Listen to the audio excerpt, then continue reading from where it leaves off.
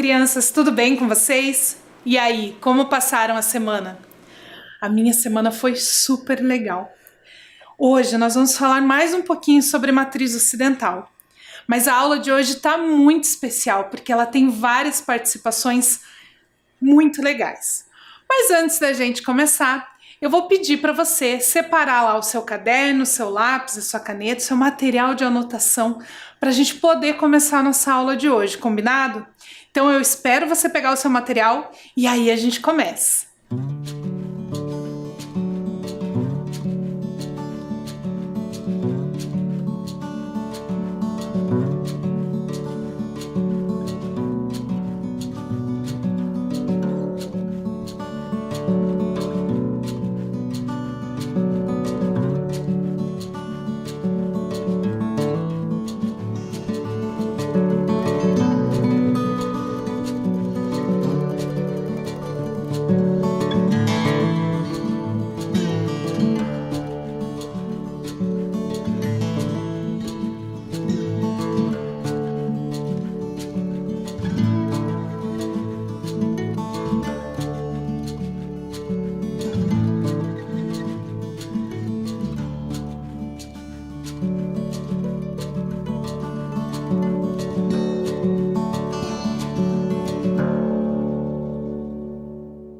Agora que você já está com o seu material, vamos lembrar um pouquinho da semana passada? Na semana passada, nós vimos organizações religiosas protestantes e espíritas. Lembra que nós vimos ali um vídeo explicando pra gente como surgiu o protestantismo lá na Alemanha, né, que a Luísa contou pra gente, e depois o Jean contou pra gente como que surgiu o espiritismo, que Allan Kardec decodificou ali os textos e trouxe toda essa informação para nós. E a sua tarefa da semana passada era como eu posso ajudar o próximo, o que eu posso fazer começando pela minha casa. E aí, o que você fez? O que você pensou que você poderia fazer para ajudar as pessoas que vivem aí com você na sua casa? Conseguiu ter uma ideia bacana? E como foi essa experiência? Fiquei bem curiosa para saber. Mas agora a gente vai começar a falar das nossas diferentes organizações religiosas ocidentais hoje. Realmente ocidentais. Hoje nós vamos falar mais um pouquinho sobre a matriz ocidental. A matriz ocidental tem uma variedade de organizações religiosas. Não dá para a gente falar de todas aqui na nossa aula, né? São muitas diferentes. Então, nós trouxemos algumas. Na semana passada, nós vimos a origem da Igreja Luterana e do Espiritismo. E hoje nós vamos ver mais 3 organizações religiosas. A primeira que a gente vai ver é o judaísmo. O judaísmo, ele é uma religião muito antiga e ela surgiu há muitos e muitos anos atrás com a história de uma pessoa. Um homem escolhido por Deus. E esse homem é então considerado o pai de uma grande nação. Ele que começou o judaísmo.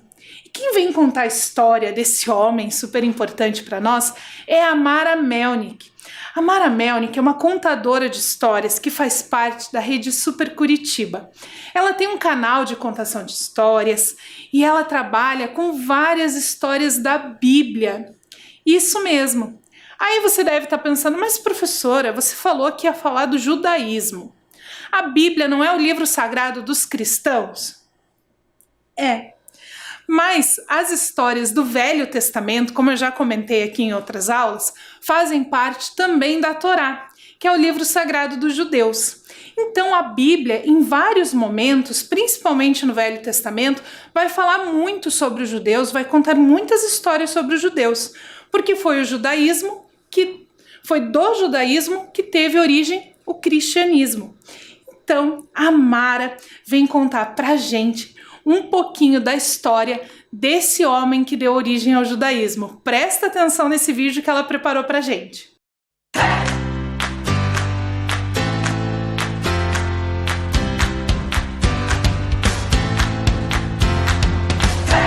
Ei, tem uma mala aqui. Ah, eu sei por quê. O personagem de hoje, ele viajou muito por muitos lugares. Por isso que tem essa mala. E ele é um pai. Mas no começo não era assim. Vamos ouvir essa história juntos? Vamos! A nossa história começa aqui, nesse mapa, nesse lugar chamado Harã. Aqui morava Abrão e sua mulher Sarai. Deus disse que era para ele sair de perto da sua família e viajar até chegar aqui em Canaã, uma terra que Deus ia dar para ele. Esse é Abrão, essa é Sarai. Eles saíram nessa viagem para onde Deus havia mandado eles, em direção a Canaã, 1.500 quilômetros, 9,5 milhões de passos. Ai, meu Deus, que lugar longe! E lá foi Abraão nessa viagem. Deus havia dado uma promessa para ele, que ia fazer através dele uma grande nação. Mas ele ainda não tinha filhos. Mas ele saiu nessa grande viagem. Toda vez que Deus falava com Abrão, ele fazia um altar de adoração a Deus. Veja, aqui Deus falou com ele, aqui Deus falou com ele. E lá seguiu o nosso Abrão para a viagem que ele tinha ido. Quando ele chegou no Egito, ele teve que ir até lá. Por que será? Porque houve uma grande fome e ele teve que ir até lá buscar comida. Mas, sabe, amiguinha, Abrão tinha recebido a promessa que através dele Deus ia fazer uma grande nação. Mas ele, quando saiu nessa viagem, ele tinha 75 anos. Eles eram muito velhinhos e ele não tinha nenhum filho. Abrão precisava de fé. O que é fé? É acreditar nas coisas que a gente não vê. Abrão precisava de fé. Para quê? Para conquistar essa promessa. E ele já estava nessa viagem. Aonde que a gente parou? No Egito, isso mesmo. Vamos adiante? Vamos!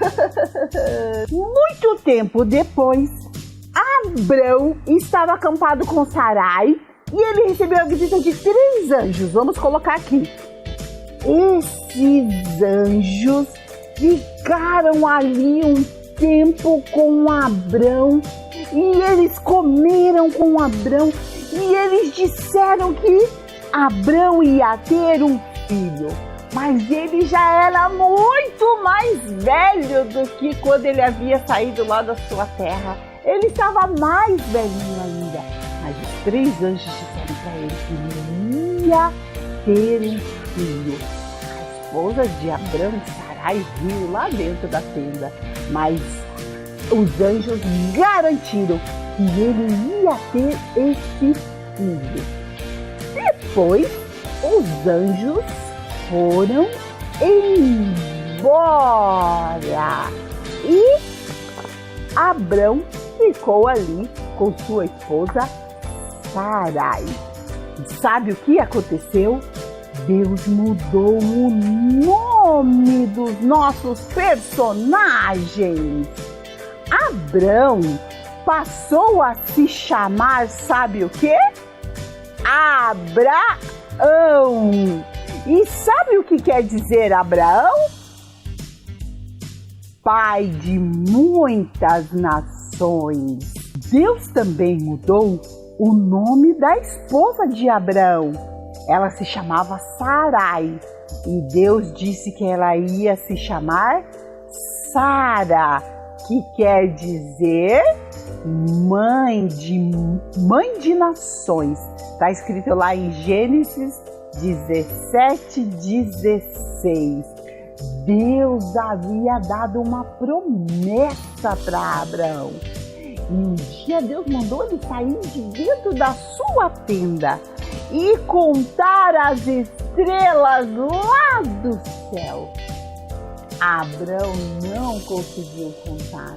E Deus disse para ele: a sua descendência vai ser maior do que todas essas estrelas.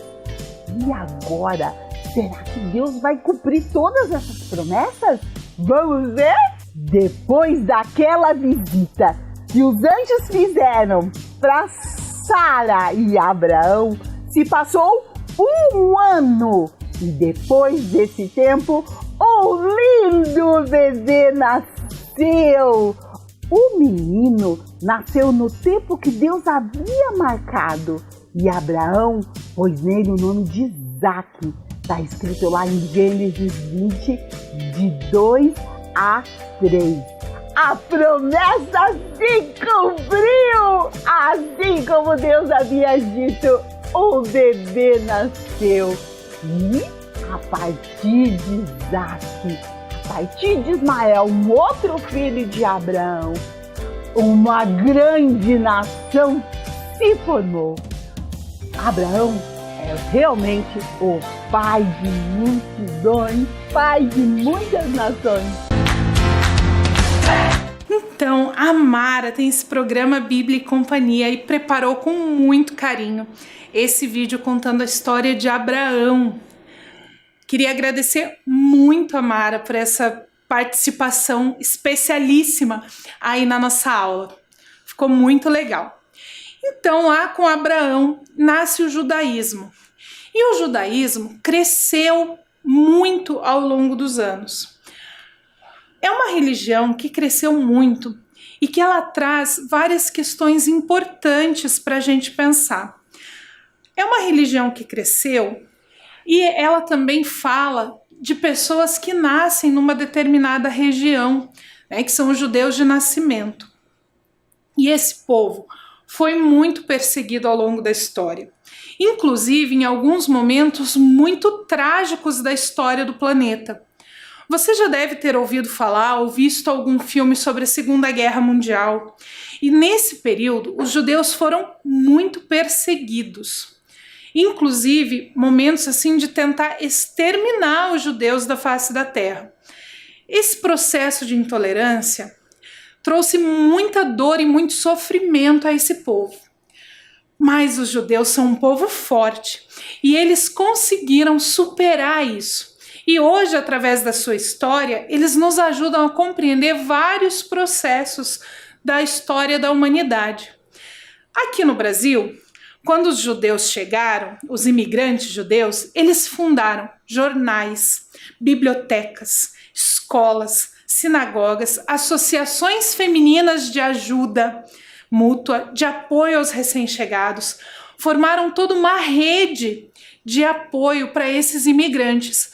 Mas essa rede de apoio, ela não ajudou só os imigrantes, acabou ajudando várias pessoas que já moravam aqui no Brasil ou que chegavam como imigrantes vindas de outros países.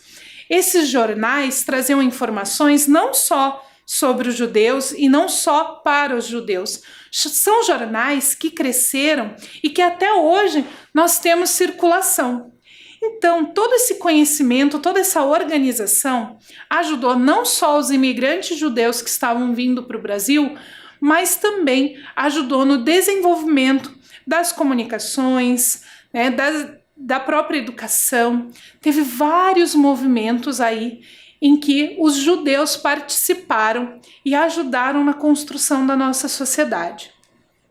E aqui no Brasil, nós temos uma coisa muito especial, que conta um pouco dessa história que eu falei para vocês lá do período da Segunda Guerra Mundial, que é o que a gente considera o Holocausto judeu, porque muitos judeus morreram nesse período. Na cidade de Curitiba, nós temos o Museu do Holocausto. É um museu criado pelos judeus para que a gente não esqueça essa parte importante e triste da história da humanidade. Lembrar dessas partes tristes da história nos ajudam a não cometer novos erros. Nos mostra, por exemplo, a que ponto pode chegar o preconceito e a intolerância. E é por isso que a gente, não só no ensino religioso, mas em todas as áreas da educação e em várias outras áreas da sociedade, luta tanto para combater o preconceito e a intolerância, para que a gente não chegue ao ponto de repetir uma coisa horrorosa como essa que aconteceu lá na década de 1940. Então, esse museu é para nós lembrarmos a que ponto pode chegar o preconceito e a intolerância humana, certo? Então, esse também é uma grande contribuição para a nossa sociedade que o povo judeu organizou, então, na cidade de Curitiba, para que a gente possa conhecer mais dessa história e não esquecer o que aconteceu. Mas, falando em judaísmo, eu falei lá no comecinho da aula que o judaísmo, então, é a religião que nós tínhamos bem antiga e dela surge o cristianismo, certo? O cristianismo, ele surge ali, quando Jesus começa a fazer as suas pregações. E a primeira forma de organização institucional, a primeira instituição cristã que se formou, então, que nós temos registros, é a Igreja Católica. E quem vem contar para a gente um pouquinho sobre a origem da Igreja Católica é o professor e padre Gilberto Bordini, que preparou para a gente com muito carinho esse vídeo contando um pouquinho da história do catolicismo. Presta atenção lá nesse vídeo. Oi, professora Karen, tudo bem? Oi, caros alunos do 5º ano, tudo certo com vocês? Eu sou o professor padre Gilberto Bordini, da Arquidiocese de Curitiba. Também sou professor de teologia e, professora Karen e caros alunos, falar do cristianismo em 5 minutos é praticamente impossível de uma história de 2000 anos. E eu vou procurar resumir rapidamente que o cristianismo surgiu da herança judaica. Deus que fez uma aliança com o seu povo, com os patriarcas, Abraão, Noé, depois Moisés, que foi regularizando o culto de amor a Deus, a partir dos 10 mandamentos, a partir de todas as celebrações que tinha o culto judaico. E claro que ficou aquela promessa de Deus para restaurar o homem, porque o homem cometeu um pecado, deu as costas para Deus pelo pecado original. Porque Deus criou o homem à sua imagem e semelhança, mas o homem se voltou contra Deus, como diz o Gênesis. Então Deus fez uma promessa de salvação, mandar o Messias. Deus manda Jesus Cristo. É Jesus Cristo que se encarna na nossa natureza para restaurar o homem. Um Deus feito homem que se encarna para nos salvar. Aí vem os relatos do Novo Testamento.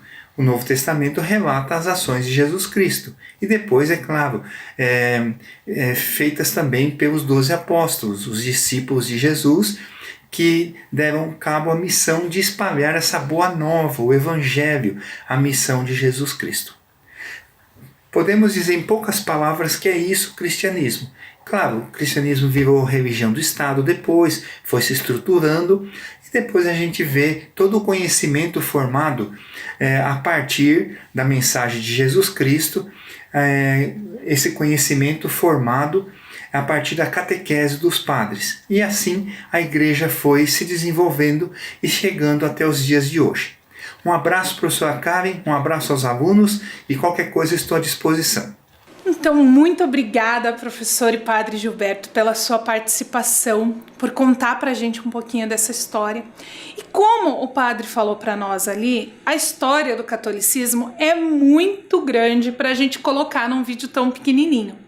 Mas aqui na nossa aula a gente não tinha como colocar uma história tão grande assim.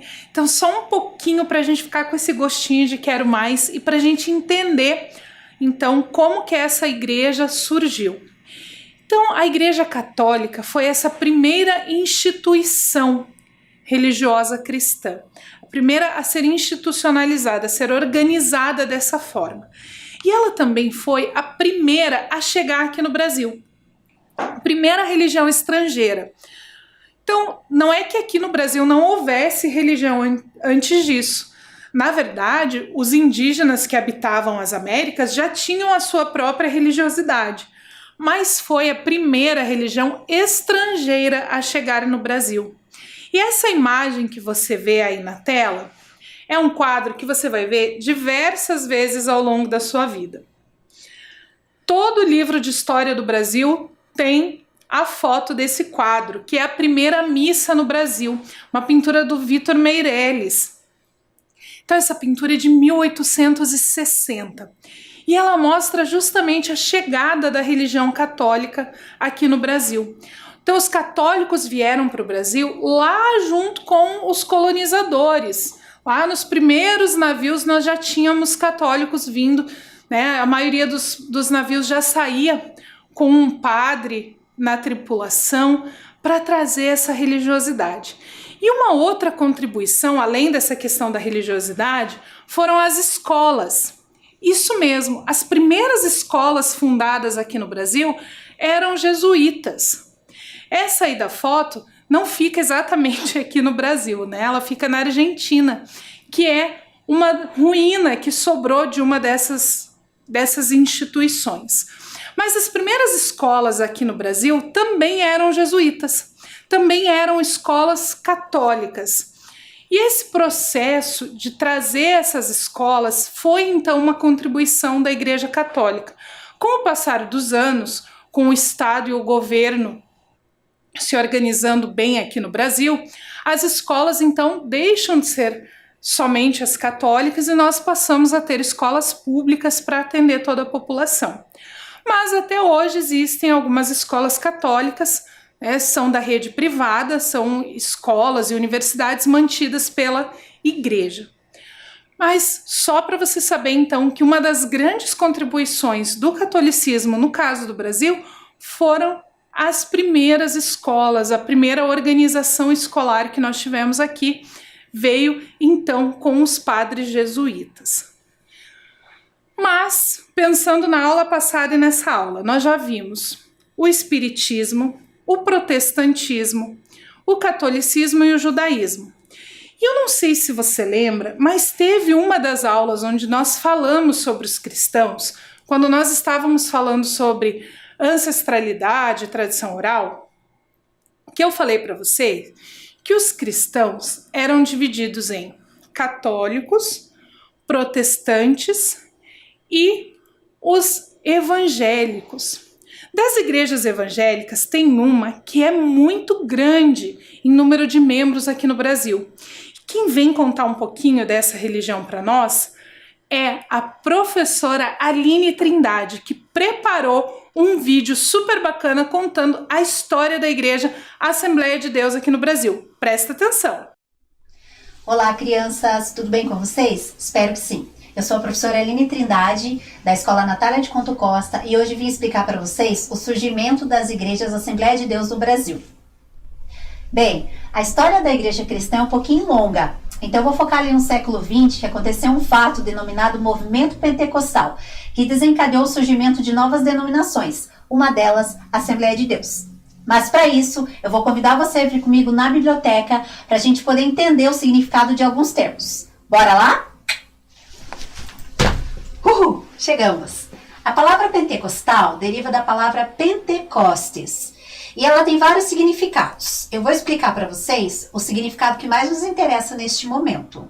O famoso dia de Pentecostes aconteceu 50 dias após a morte e ressurreição de Cristo, onde os discípulos estavam reunidos e receberam o batismo no Espírito Santo. A Bíblia descreve essa ação como um revestimento de poder, advindo do alto, ou seja, um poder vindo de Deus. E esse poder concede àqueles que o recebem dons espirituais, em outras palavras, habilidades, também descritas na Bíblia em Coríntios 12. Um desses dons é chamado o dom de falar em línguas estranhas. Também pode ser conhecido como glossolalia ou xenoglossia. Para a gente entender, vamos pegar o dicionário? A professora vai ler para vocês. Glossolalia, suposta capacidade de falar em línguas desconhecidas em transe religioso, como o milagre no dia de Pentecostes. Xenoglossia, falar em um idioma estrangeiro sem nunca tê-lo estudado. Já pensou? Ter o dom de falar em outras línguas? Que legal, hein? Vamos voltar para a sala? Muito bem, pessoal! Então, dentro do movimento pentecostal, aconteceram vários episódios. O mais famoso deles foi o avivamento da Rua Azusa, que aconteceu em Los Angeles, nos Estados Unidos. O pregador William Joseph Seymour usou um galpão antigo na Rua Azusa como ponto de oração e busca incessante do poder de Deus. Logo, todos que passavam por aquele local eram tocados por Deus de alguma forma, e muitos batizados com o Espírito Santo. Os jornais famosos da época relatam que as pessoas sentiam o poder de Deus até 2 quadras longe dali. O galpão recebeu o nome de Missão Apostólica da Fé, e muitos vinham de lugares distantes para conhecê-lo, que ficou famosíssimo no mundo e desencadeou outras buscas e manifestações pentecostais, além da formação de novas congregações nos Estados Unidos, que, em 1914, uniram-se em uma só entidade pentecostal denominada Assembleia de Deus. Enquanto tudo isso acontecia no norte da América, aqui no Brasil estavam chegando os missionários suecos, Daniel Berg e Gunnar Wingren, em 1910, trazendo na bagagem suas experiências pessoais e a forte influência do movimento pentecostal. Assim, quase um ano depois, fundaram a Igreja Missão da Fé Apostólica, em Belém do Pará. Coincidência? Escuta essa então. Em janeiro de 1918, Gunnar Wingren registrou em cartório o nome da igreja como Assembleia de Deus. Seria outra coincidência? Não se sabe. Na verdade, não existe nenhum registro histórico ou qualquer documento que comprove a relação da igreja da Rua Azusa ou das Assembleias de Deus dos Estados Unidos com a igreja aqui, fundada pelos missionários suecos. Enfim, as igrejas da Assembleia de Deus no Brasil tiveram origem aqui mesmo no nosso país. Contudo, os 2 missionários suecos, antes de virem para cá, deram uma passadinha lá nos Estados Unidos. Inclusive, se conheceram em Chicago. Assim, trouxeram a nova doutrina advinda do movimento pentecostal. Sua pregação era bem simples. Jesus salva, cura e batiza com o Espírito Santo. As igrejas da Assembleia de Deus do Brasil estão em todos os estados hoje, inclusive no Distrito Federal. Além disso, possui polos missionários em todos os lugares pelo mundo. Hoje, a igreja estima que tem aproximadamente 22,5 milhões de membros. Aqui em Curitiba, temos a igreja sede, no centro, presidida pelo pastor Wagner Tadeu dos Santos Gabi. E é claro que não poderia deixar de fora o meu amado pastor, Luiz Fernando de Lima Soares, que responde pela congregação de Vila Sofia, no Boqueirão. Bom, é isso, pessoal. Gratidão pela oportunidade, um forte abraço e até a próxima.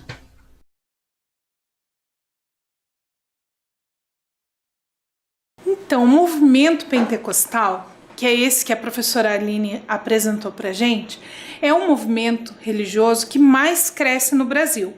Mas não é só a Igreja Assembleia de Deus que faz parte dele.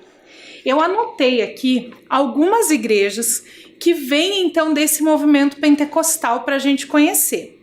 São elas: a Congregação Cristã no Brasil, Assembleia de Deus, Missão Evangélica Pentecostal do Brasil, Igreja de Deus no Brasil, Igreja Evangélica Pentecostal Brasil para Cristo, Igreja Pentecostal Deus é Amor, Catedral da Bênção, Igreja Universal do Reino de Deus, Igreja Internacional da Graça de Deus, Igreja Mundial do Poder de Deus, a Igreja Bola de Neve, a Igreja Renascer em Cristo, entre outras.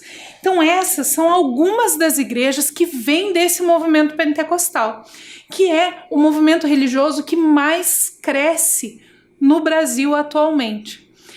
Então ele teve um grande crescimento ali na década de 1980 e agora ele vem com uma nova onda de crescimento.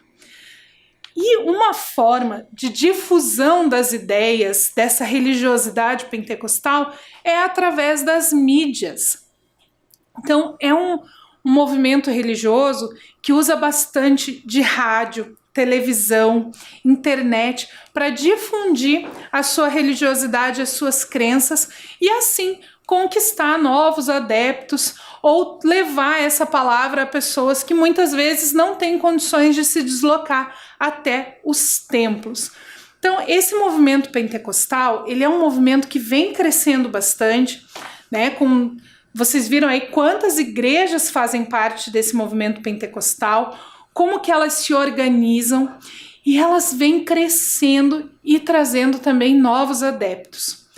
Hoje, aqui no Brasil, a maioria da população segue alguma religião cristã. O cristianismo é uma das religiões mais representativas em território nacional. Catolicismo, o cristianismo protestante, o cristianismo pentecostal. Então, são várias formas de cristianismo, que se nós juntarmos todas, a maioria da população segue alguma dessas doutrinas cristãs. Mas vale lembrar que, em termos de legislação, como nós vimos numa aula anterior, o Brasil é um estado laico.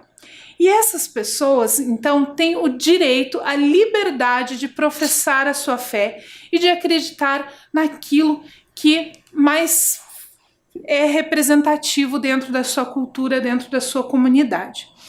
Mas isso não quer dizer que as outras religiões não mereçam igual respeito. Então, por mais que a maioria do país seja de cristãos, as outras religiões têm os mesmos direitos e os mesmos deveres perante a lei e perante a sociedade. E é por isso que para nós é tão importante falarmos em respeito. Nós já falamos isso em aulas anteriores, mas é sempre importante nós lembrarmos que o respeito é a principal forma de se relacionar com o próximo, seja ele cristão, seja ele judeu, seja ele espírita, candomblessista, umbandista, budista, muçulmano, enfim, são muitas formas de crença e todas elas merecem igual respeito e igual representatividade, têm os mesmos direitos e os mesmos deveres perante a legislação do país. Mas você já sabe disso, você já aprendeu isso nas aulas de ensino religioso e eu tenho certeza de que você sabe o quanto é importante respeitar o próximo. E chegou a hora da nossa leitura do dia. Hoje eu vou ler para você um pouquinho antes da nossa atividade, combinado? Na semana passada nós lemos a segunda parte da história do Avdijde. Eu não vou concluir a história do Avdijde porque ela é muito longa. O texto do Leon Tolstói é muito comprido. Mas aquelas duas partes da história que nós conhecemos serviram para você ver o quanto a religiosidade foi importante na vida do Avdijde, o quanto ajudou ele a superar algumas dificuldades que ele tinha. E ele aprendeu, com as suas leituras da Bíblia, que ele deveria ajudar o próximo. Mas hoje nós vamos começar a ler uma outra história, que é da matriz, que nós vamos ver na semana que vem. Só para você ter uma ideia aí do que vem na próxima semana, combinado? Então, o livro que eu trouxe para a gente ler um pedacinho é A Origem do Japão, Mitologia da Era dos Deuses. Quem escreveu esse livro foi a Nana Yoshida e a Lika Hashimoto.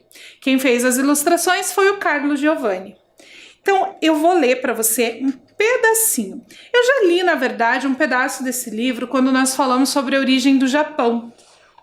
Mas hoje nós vamos ler um pedacinho de outra história. Combinado? Então, nós vamos começar a ler ela hoje e vamos terminar na semana que vem. Deixa só eu achar aqui, aqui, ó. Página onde ela está. O Deus das Armas e seus aliados. Quando o Deus das Armas soube que havia uma princesa bela e inteligente na região de Koshi, chamada Nunakawa Hime, a princesa do Rio das Joias, e logo quis casar com ela. No entanto, ao chegar em sua residência, pássaros da floresta, dos campos e do jardim começaram a cantar, deixando-o ainda mais irritado, pois a princesa não quis nada com ele. Contrariado, o deus das armas ameaçou matar todos os pássaros com as suas armas, mas a princesa o convenceu do contrário, explicando que elas pertenciam ao seu reino. O deus das armas se acalmou e aguardou pacientemente a princesa do reino das joias recebê-lo na noite seguinte, quando eles se uniram e foram morar no palácio. Então, esse é o começo dessa história do Deus das Armas. Na semana que vem eu conto para vocês o que aconteceu depois. Combinado? Então, no comecinho a princesa não queria nada com ele, mas depois ela decidiu se casar com ele e a gente vai descobrir o que aconteceu. E aproveitando que a gente está falando da história do Deus das Armas, na semana que vem você vai precisar de uma caixa de ovo para sua atividade. Então, só para você saber, eu trouxe uma aqui para te mostrar. Não precisa ser de isopor, pode ser aquela de papelão mesmo, tá? Para você já separar essa semana para a gente usar na semana que vem para fazer atividade bem legal sobre a nova matriz religiosa que a gente vai estudar, combinado? E a nossa tarefa de hoje. Para nossa tarefa de hoje, nós temos mais um convidado especial, mas ele não veio em forma de vídeo. Ele mandou para a gente um texto, o Álvaro Posselt, que é um poeta aqui da cidade de Curitiba. E ele traz para a gente esse texto que nós vamos ler juntos agora. Aos deuses do Olimpo, como havia prometido, hoje meu quarto tá limpo. E eu vou te dar uns minutinhos para copiar esse texto no seu caderno para a gente voltar com a nossa atividade.